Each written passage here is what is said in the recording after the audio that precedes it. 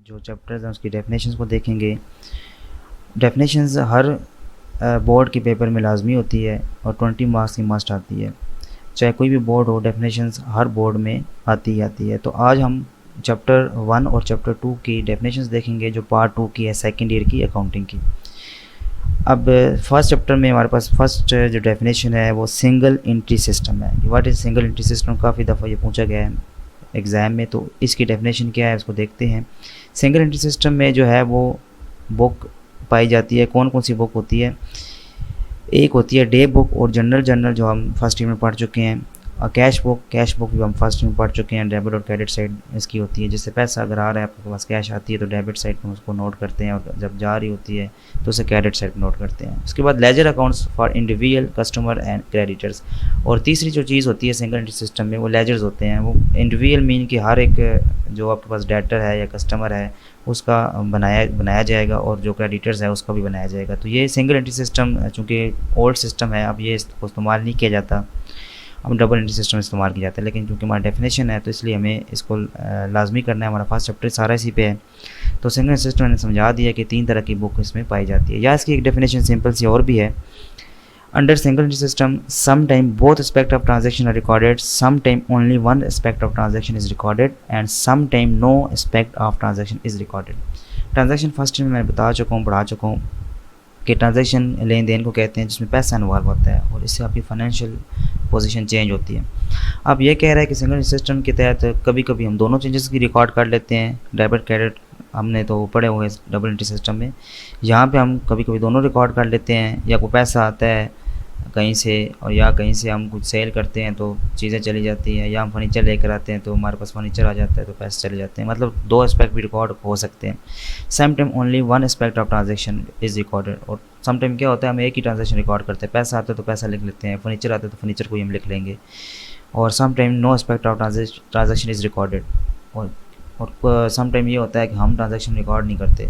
ठीक है, मीन हम खाना अगर कुछ, ये सिंगल एंट्री सिस्टम जो कि ओल्ड है, तो हम छोटे बिजनेसेस होते हैं वहाँ पे अगर वो खाना पीना या इस तरह की कोई चीज़ आ जाती है तो वो रिकॉर्ड नहीं करते होते उसको। तो ये हमारे पास सिंगल एंट्री की डेफिनेशन है, इंपॉर्टेंट थी। अब डबल एंट्री सिस्टम देख लेते हैं। A system in which both side of transaction every transaction are recorded. कि ऐसा सिस्टम जिसमें दोनों साइडें ट्रांजेक्शन की रिकॉर्ड की जाती है, यानी जो हमने पढ़े हुए हैं डेबिट और क्रेडिट, ये 2 साइडें हैं तो दोनों को हम इसकी रिकॉर्डिंग करते हैं। उसके बाद हमारे पास है statement of affairs. Important definition है। स्टेटमेंट ऑफ अफेयर्स क्या होती है? अगर हम सिंगल एंट्री सिस्टम के तहत प्रॉफिट निकालते हैं तो उसके लिए हमें कैपिटल चाहिए होता है। ये हम डिटेल में न्यूमेरिकल में देखेंगे। अभी आपको सिर्फ इतना पता होना चाहिए कि हम जो प्रॉफिट निकालते हैं उसके लिए हमें कैपिटल चाहिए होता है। अब कैपिटल 2 तरह का होता है, एक ओपनिंग होता है, एक क्लोजिंग होता है। अब जिससे कैपिटल निकाला जाता है ना, वो हमारा स्टेटमेंट ऑफ अफेयर होती है। अब इसकी डेफिनेशन पढ़ते हैं। Statement of affair is a sort of balance sheet having asset on left side and liability and capital on the right side under the single entry system। जिस तरह balance sheet होती है, एक साइड पे asset लिखते हैं और दूसरी साइड पे आपको पता है लाइबिलिटी प्लस हमारा कैपिटल होता है। जिस तरह हमने अकाउंटिंग इक्वेशन देखी थी, अगर अकाउंटिंग इक्वेशन को हम देखें तो asset is equal to liability plus capital होता है। कैपिटल वहीं रहे और लाइबिलिटी को आप दूसरी साइड पे लेके आए तो वो क्या होगी, माइनस हो जाएगी। Asset minus liability is equal to capital. तो यही फॉर्मूला हमने इस स्टेटमेंट में लगाना है, यानी एक साइड पे एसेट लिखने हैं और दूसरी साइड पे हमारी लाइबिलिटी हो जाएगी। एसेट को टोटल कर लेना है, लाइबिलिटी को निकालना है। हमारे पास जो बैलेंस आएगा, जो बी और सी हम से कहते हैं, वो हमारे पास कैपिटल होता है। ये स्टेटमेंट हमें हेल्प करती है कैपिटल को निकालने के लिए। इसके बाद फोर्थ डेफिनेशन है इंक्रीज नेट वर्थ मेथड। ये क्या होता है? अब जिससे हम प्रॉफिट निकालते हैं, ये वो मेथड है। The method in which adjusted capital at the end and capital at the beginning are compared to ascertain the profit or loss under single entry system। अब ये सिंगल एंट्री सिस्टम में method इस्तेमाल होता है जिसमें हम profit निकालते हैं। इसका कहने का मतलब ये है कि कैपिटल जो एडजस्टेड हो चुका है, जिसमें हम एडजस्टमेंट कर चुके हैं, एंड वाला, ठीक है, और उसको हम जो जहाँ से हमने बिजनेस स्टार्ट किया तो ओपनिंग कैपिटल है, उसके साथ कंपेयर करेंगे और हमें कंपेयर करने से क्या मालूम होगा, सर्टन द प्रॉफिट और लॉस। तो हमें पता चल जाएगा हमारा प्रॉफिट एंड लॉस कितना है। ठीक है, ओपनिंग कैपिटल को क्लोजिंग कैपिटल के साथ कंपेयर करते हैं और उससे हमें प्रॉफिट मिलता है। ये जो मेथड है इसे नेट वर्थ मेथड कहते हैं। इसके बाद हमारे पास डेफिनेशन पिछले साल की है, ड्राइंग्स क्या होती है? कैश और goods taken away by the owner from the business for personal use. जो ज़ाती इस्तेमाल के लिए ओनर अपने या कैश या गुड्स जो है वो अपने बिजनेस से लेकर जाता है, उसे हम ड्राइंग कहते हैं। उसे ड्राइंग्स कहा जाता है। नेक्स्ट हमारे पास 6 डेफिनेशन है फ्रेश कैपिटल। फ्रेश कैपिटल क्या होता है? Amount of capital which is introduce during the year. Amount of capital जो कि साल के दौरान जो है वो इंट्रोड्यूस कराया जाता है, उसमें फ्रेश कैपिटल, एडिशनल कैपिटल या फर्दर कैपिटल भी कहते होते हैं। मतलब बिजनेस चल रहा है, आपने किसी कमेटी आ गई तो वो पैसे डाल दिए, किसी और सोर्स से पैसे आए तो वो डाल दिए, इसे कहेंगे हम fresh capital. Opening statement of affair क्या होती है? It is prepare to find out the opening capital under single system. Opening statement of affairs वो होती है जिससे हम ओपनिंग कैपिटल निकालते हैं, और इस तरह statement of profit and loss क्या होती है? जिससे हम प्रॉफिट एंड लॉस निकालते हैं। It is prepare to find out the profit and loss under single entry system. जो फर्स्ट चैप्टर की बहुत ईजी डेफिनेशन है और आज सारे इसमें से 2-3 मस्ट है। अब हम आते हैं सेकंड चैप्टर की तरफ। सेकंड चैप्टर भी छोटा सा इसी तरह का है, इसकी डेफिनेशन भी बहुत आसान है। पहले हमारे पास इसकी फर्स्ट डेफिनेशन है नॉन प्रॉफिट मेकिंग ऑर्गेनाइजेशन। ये क्या होती है? Non profit making organizations are those which do not buy manufacture and sell goods and those primary object is not to earn profit. बस यहीं तक आप पढ़ने काफ़ी है कि नॉन प्रॉफिट ऑर्गेनाइजेशन वो ऑर्गेनाइजेशन होती है ना कि वो बाय करती है, ना ही वो बनाती है, और ना कि वो सेल करती है, ठीक है, ना इसका प्राइमरी पर्पस प्रॉफिट कमाना होता है। वो सिर्फ सोसाइटी की वेलफेयर के लिए ये काम करती है, जिस तरह हमारे स्कूल, क्लब्स, कॉलेज, हॉस्पिटल वगैरह हो गए, ठीक है। ये हमारे पास इसकी non profit making organization, non trading concern भी इसकी दूसरा नाम है, वो भी डेफिनेशन आ जाती है सम टाइम, तो पता ही नहीं होता स्टूडेंट को कि दोनों एक ही चीज़ है। सेकेंड हमारे पास डेफिनेशन है receipt and payment account. A receipt and payment account is summarized cash book, cash and bank for a given period.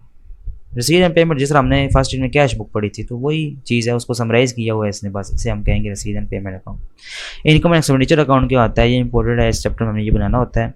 The account through which surplus और deficit of non profit making organisation is ascertain is called income and expenditure account. मैं बताता हूँ, जिस तरह हमने trading profit and loss पढ़ा था पिछले साल फर्स्ट ईयर में, तो उसी तरह वो तो प्रॉफिट वाले बिजनेस का था। ये हम चूँकि अभी हमने स्टार्ट में पढ़ा है कि हमें से प्रॉफिट मेन पर्पस नहीं होता, तो वेलफेयर होता है, तो यहाँ पे प्रॉफिट का लफ्ज़ आपको कभी नज़र नहीं आएगा, यहाँ पे सरप्लस और डेफिसिट का वर्ड नज़र आएगा। सरप्लस मीन यहाँ पे प्रॉफिट ही होता है और डेफिसिट मीन यहाँ पे नुकसान होता है, यानी लॉस होता है। चूँकि ये नॉन ट्रेडिंग कंसर्न है, इसलिए हम वो लफ्ज़ इस्तेमाल नहीं करते।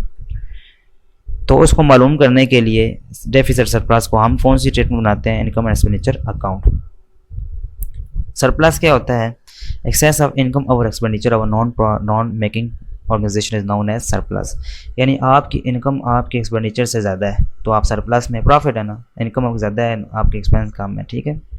इसी तरह डेफिसिट क्या होता है? Excess of expenditure over income of non profit और making organisation is known as deficit. यानी आपके अब एक्सेस क्या हो गए हैं? एक्सपेंडिचर ज़्यादा हो गए हैं, आपकी इनकम कम है तो आप डेफिसिट में चले गए हैं, यानी इसको डेफिसिट कहेंगे। उसके बाद सब्सक्रिप्शन क्या होती है?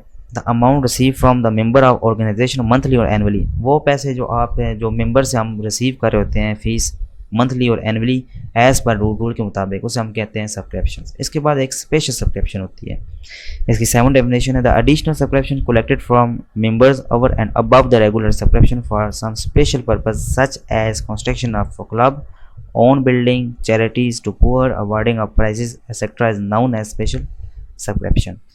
कहने का मतलब इसका ये है कि वो एडिशनल सब्सक्रिप्शन होती है जो हम मेंबर्स से ले रहे होते हैं, ठीक है, अपने रेगुलर सब्सक्रिप्शन से ज़्यादा, ठीक है, उससे ज़्यादा ले रहे होते हैं। और इसका मकसद भी एक स्पेशल पर्पज़ होता है कि जिस तरह हमने कोई कंस्ट्रक्शन करनी है क्लब की, अपनी बिल्डिंग की, ठीक है, लोगों की पुअर को चैरिटीज़ देनी है, अवार्ड प्राइज़ देने हैं, तो ये सारी चीज़ें जो है इसमें हम फ़ी कलेक्शन करते हैं, तो स्पेशल सब्सक्रिप्शन कहते हैं। उसके बाद इसकी 8वीं डेफिनेशन है एडमिशन फ़ी। एडमिशन फ़ी क्या होती है? The amount which is paid by the new member at the time of admission. जब वो एडमिशन कर रहा होता है, यानी उस ऑर्गेनाइजेशन में आ रहा होता है, तो उसको वो जो फीस देनी पड़ती है, जो पैसे देने पड़ते हैं, उसे हम एडमिशन फ़ी कहते हैं। उसके बाद नेक्स्ट हमारे पास लेगेसी है। लेगेसी क्या होती है? Legacy refer to property receive by virtue of a will of a person after his death. उसके डेथ के बाद जो उसको पैसे मिलते हैं विरासत में, उसे हम कहते हैं legacy. Acquisition of such property by an institution is regarded as capital receipt. अब इससे जो चीज़ पैसे मिल रहे हैं या जो चीज़ मिल रही है उसे हम कैपिटल रसीद ही कहेंगे, ये कैपिटल रिसेप्ट कहेंगे। उसके बाद हमारे पास लाइफ मेंबरशिप फ़ी है, नेक्स्ट डेफिनेशन। अब ये क्या होती है? The amount which is paid by member lump sum to become a life member of organisation is known as life membership fee. यानी कि वो पैसे जो मेंबर दे रहा होता है इकट्ठे, लम्प सम मीन इकट्ठे दे रहा होता है। क्यों दे रहा होता है? ताकि वो लाइफ मेंबर बन जाए, लाइफ टाइम तक वो उसका मेंबर है ऑर्गेनाइजेशन का, से हम कहते हैं लाइफ मेंबरशिप फ़ी। नेक्स्ट हमारे पास है 11 डेफिनेशन डोनेशन। डोनेशन क्या होती है? Amount receive from member and general public by way of gift is known as definition.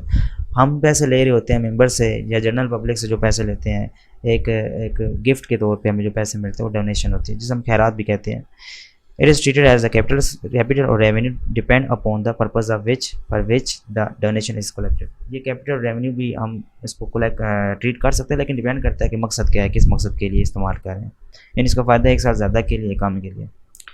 होनोरेरियम क्या होता है? Amount pay to person who may be invited to deliver lecture on artist may be invited to give their performance by a club is known as honorarium। honorarium का मतलब ये होता है कि जो पैसे हम देते हैं उन लोगों को जिनको इनवाइट किया जाता है, वो या कोई लेक्चर डिलीवर करते हैं या कोई आर्टिस्ट है तो वो अपना कोई परफॉर्मेंस देगा, तो उनको जो पैसे दिए जाते हैं वो honorarium कहलाते हैं। लास्ट डेफिनेशन हमारी इस चैप्टर की, सेकंड की। दो चैप्टर हमारे कंप्लीट हो जाएंगे। हम नेक्स्ट वीडियो में देखेंगे excess of total asset over total external liability. अब कैपिटल फंड क्या होता है? Excess of total asset, asset आपके ज़्यादा है एक्सटर्नल लायबिलिटी से, आप non trading non profit seeking organisation is known as capital fund. Asset ज़्यादा हो, लायबिलिटी आपकी कम हो, दोनों को डिफरेंस लेंगे तो कैपिटल फंड आ जाएगा हमारे पास। ठीक है। It is also known as general fund भी इसे कहते हैं, एकुमुलेटेड फंड भी कहते हैं और सरप्लस फंड भी कहते हैं। तो यहाँ तक उम्मीद है आपको डेफिनेशंस का क्लियर हो गया होगा। कोई भी डेफिनेशन अगर ना समझ आए तो कमेंट में करके मुझसे पूछ सकते हैं कि